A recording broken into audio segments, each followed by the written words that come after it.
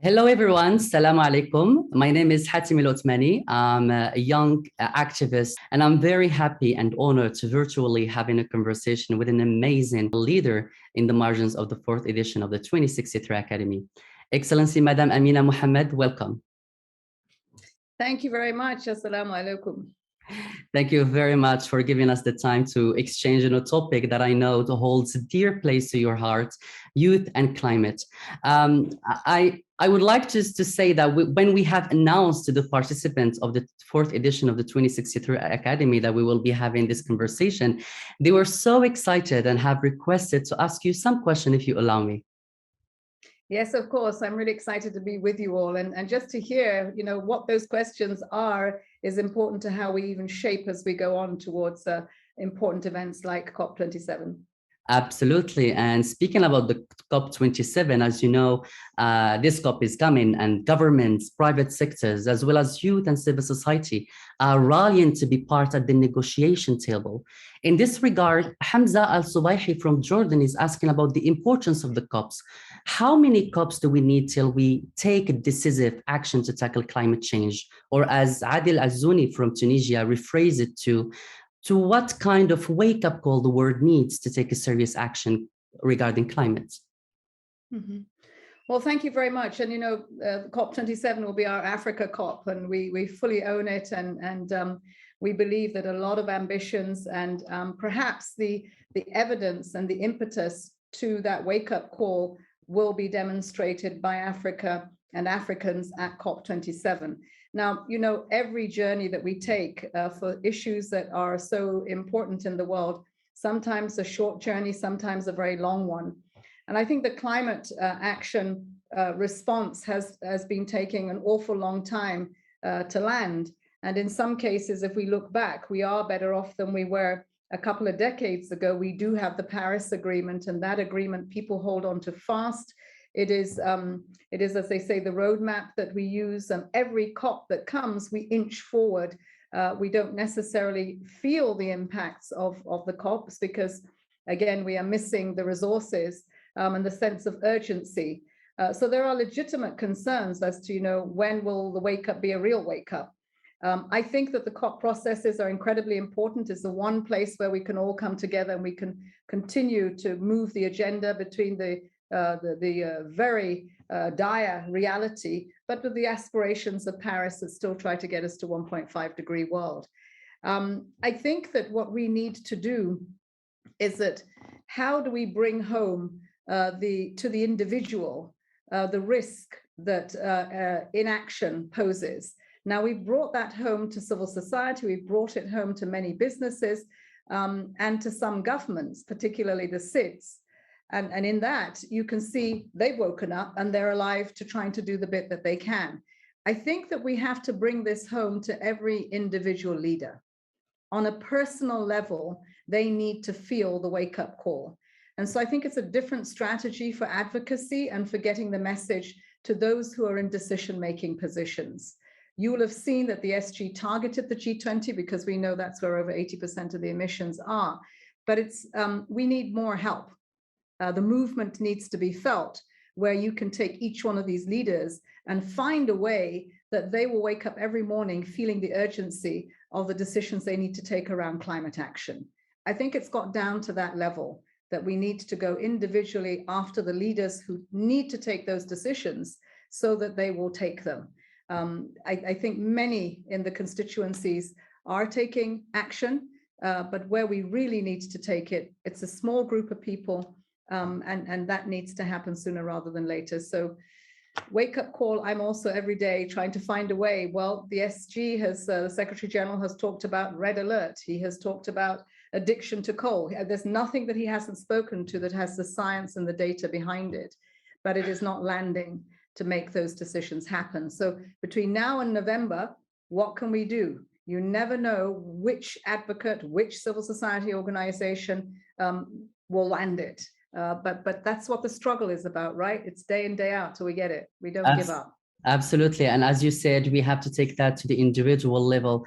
And what better individual we can speak on, if not youth, who can take that up to the decision makers. And unfortunately, not all the youth will have the opportunity to be part of the negotiation room at the COP. And since, as you said, this COP will be in Egypt, Africa, Sharif from Egypt would like to know to what extent the African youth are engaged in the bilateral and multilateral African climate talk, and how we can improve and to accelerate their participation. Well, I mean, first and foremost, we have to remember that government has to take responsibility for the actions that need to come out of COP negotiations. And so, you know, division of labor, this is their responsibility. But how do we, from civil society, from multilateral organizations, from academia, how do we influence that and shape it and take the ambitions and get the results that we need out? That space needs to be opened up even more. We saw in COP26 that there was a lot more interaction between civil society in the corridors, as it were, with negotiators, with leaders. And that did, in some cases, was a wake-up call to many leaders who would not have otherwise had the chance to hear from those who are representing very real issues and very real situations on the ground. So I think that Egypt has to ensure that that space is opened up further for engagement by civil society, by all major stakeholders, so that we can influence the discussions from the outside in. There will come a time when perhaps the space will be opened up for us to make a case at those tables. That's probably the best that we can get. But while we don't have that, we do have the opportunity to engage with our delegations before they get there. We must engage with our delegations. Sometimes we're made part of the delegation in terms of civil society. I know as the Minister of Environment, I did have civil society on my delegation. Other times I had experts. So I think it's very important, first steps first, make sure you're in the delegation going to COP.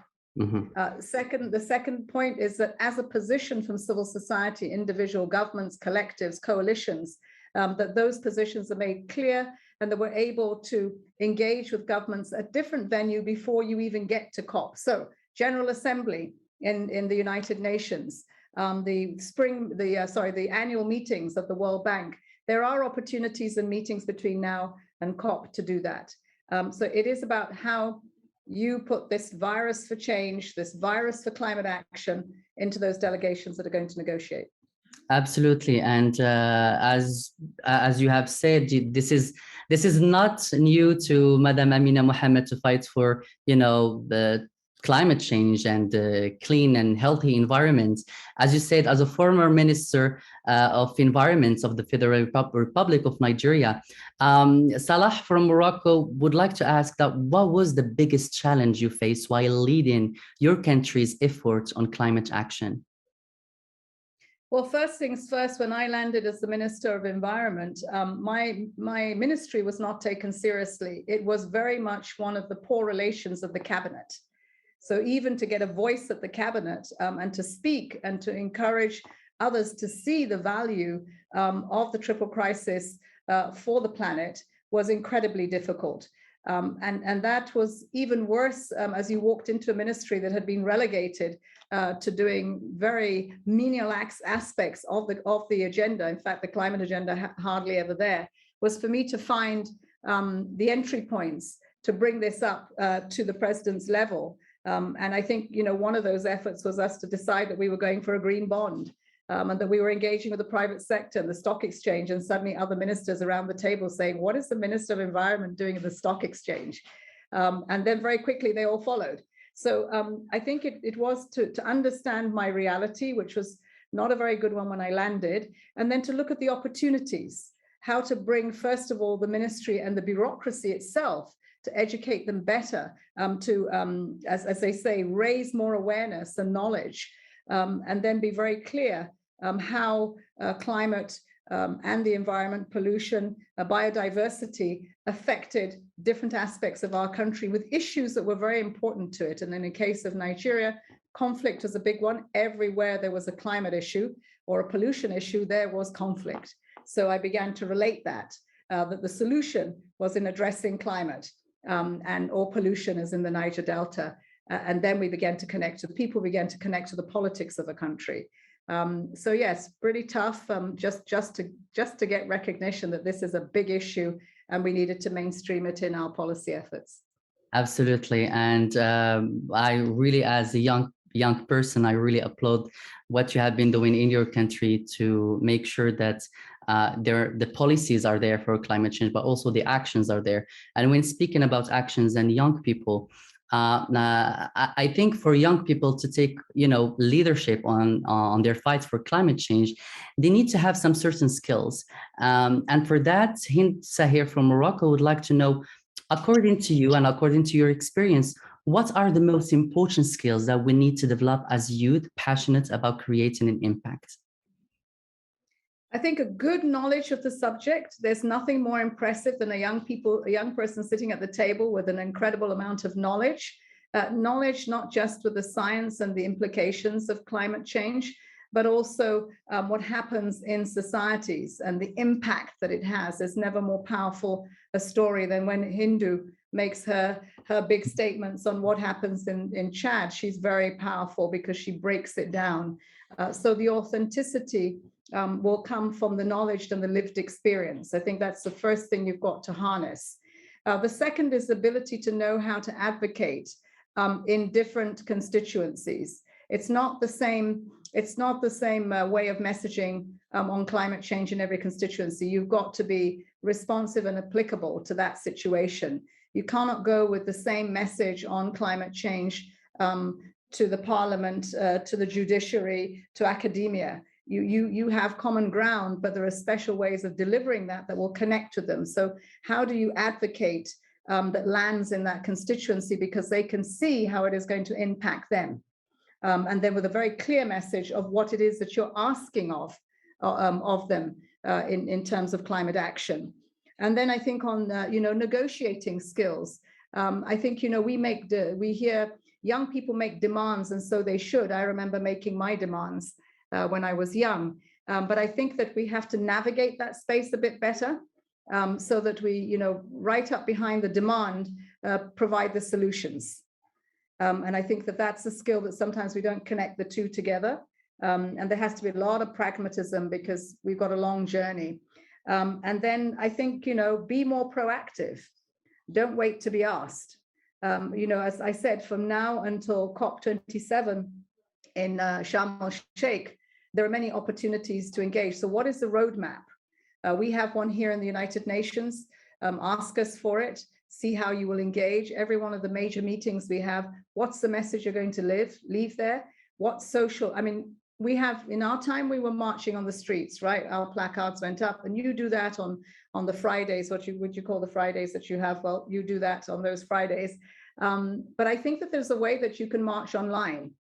You need to keep a certain momentum, which I think we feel less today. I don't know why, but how do we keep a momentum going with being more proactive to get to the goal? Because I think that pressures people, puts a lot of pressure. Absolutely. And as you said, you just remind me of when I was at the United Nations General Assembly in 2019, we did this climate march in New York. And, I saw how much, the world needs young people to be there. For that, and to close this beautiful and amazing conversation, that I would love to stay here for longer because I have a lot of things to learn from you, and this intergenerational dialogues. I think it's one of the most important things for young people to take on leadership on fighting against climate change. From your experience, as you have met many young people across the world, if you can give an advice to the youth in the world, to youth in Africa or youth in the MENA region, what would this advice would be? Well, creating a movement doesn't happen overnight, but it is incredibly important. And I think that, you have begun, but to sustain the movement requires a lot of sacrifice. But I think one of the important things right now is that we need to make sure that we're changing the narrative and you have to take control of that, about the future, and that future is now. And I think sometimes when we talk about the young people, we're talking about tomorrow, but we need to find a narrative that keeps you in the here and now, as you look to future generations. So this intergenerational transition that must happen now. And I think that narrative you have to get across, and you have to make those demands that you're not only at the table, but actually they should be handing over the baton. And I think that's a very strong narrative for Africa, because you know that our leadership is fairly old at all levels and come together. I think that it's very important that while you take action, you do it through convening. And where you cannot convene because you're talking to yourselves, engage the UN, because we can co-convene and we can bring other players that will convene strange bedfellows that are needed, but you couldn't get on your own. So the convening space is very important at a national level, but also at the regional and an international level. The AU is going to meet in July.